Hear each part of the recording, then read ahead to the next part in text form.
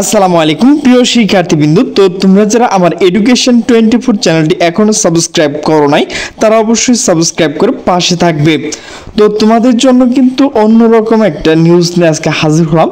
সেই নিউজটা হচ্ছে মূলত তোমরা যারা এসএসসি পরীক্ষার্থী এবং এইচএসসি পরীক্ষার্থী রয়েছে, তো কিছু টিচারদের জন্য মূলত সব টিচারদের যে সুনাম তো সেটি কিন্তু নষ্ট হয়।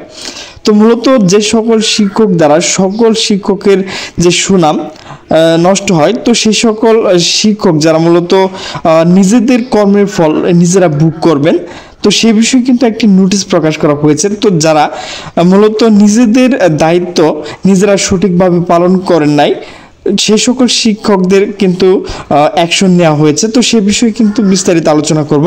তো ভিডিওটি স্কিপ না করে সম্পূর্ণ দেখতে থাকুন। তো নোটিশটি মূলত প্রকাশ করা হয়েছে দ্য ডেইলি ক্যাম্পাস। তো নোটিশে বলা হয়েছে আর কোনোদিন এইচএসসি খাতা দেখতে পারবেন না 8 জন শিক্ষক। তো মূলত এখানে একটা লজ্জার বিষয় আমি বলবো, যে সকল স্কুল এবং কলেজ প্রধান রয়েছেন তো ওনাদের যে শিক্ষক তারা কি করছে অবশ্যই তদারকি নেওয়া দরকার। তো চলো আমরা বিস্তারিত এখন জেনে নেই।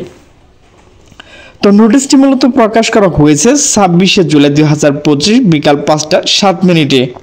তো নোটিশে বলা হয়েছে 2025 সালে এসএসসি ও এইচএসসি পরীক্ষা ঢাকা শিক্ষা বোর্ডের আওতাধীন দায়িত্ব পালনকালে খাতা মূল্যায়ন গাফিলতি করা 8 শিক্ষককে পাবলিক শিক্ষা সংক্রান্ত সকল কার্যক্রম থেকে আজীবন অব্যাহতি দেওয়া হয়েছে। শনিবার 26শে জুলাই বোর্ডের শিক্ষা নিয়ন্ত্রক অধ্যাপক এস.এম. কামাল উদ্দিন হায়দার সই করা এক আদেশে এই সিদ্ধান্ত নেওয়া হয়েছে। তো আদেশে বলা হয়েছে এসএসসি ও এইচএসসি পরীক্ষা নির্ধারিত উত্তরপত্র পরীক্ষার্থীদের নিয়ে OMR অংশিক বৃত্ত বরাদ করিয়ে নেওয়া অভিযুক্ত বিরুদ্ধে তদন্তে প্রমাণ মেলে পরে বিষয়টি সামাজিক যোগাযোগ মাধ্যমে ছড়িয়ে পড়লে বোর্ড কর্তৃপক্ষ বিষয়টি আমলে নেয় এবং অভিযুক্ত শিক্ষকদের কারণ দর্শানো নোটিশ প্রদান করে। জবাবে সংশ্লিষ্ট শিক্ষকরা দোষ স্বীকার করে ক্ষমা প্রার্থনা করেন। তিনি বলেন, তদন্তের অভিযোগে সততা পাওয়া গেলে সংশ্লিষ্ট পরীক্ষকদের বিরুদ্ধে ব্যবস্থা গ্রহণ করা হয়।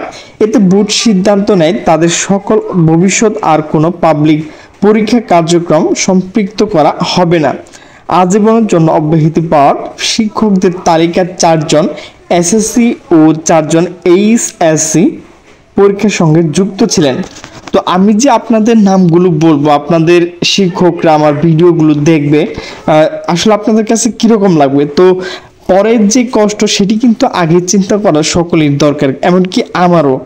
তো নিম্ন পরীক্ষকদের প্যারা আকারে পূর্ণ গঠিত করে দেওয়া হলো। প্রতিটি ক্ষেত্রে প্রথম শিক্ষা প্রতিষ্ঠানের নাম, পরে সংশ্লিষ্ট বিষয়ের নাম এবং শেষে তাদের পদবি উল্লেখ করা হয়েছে।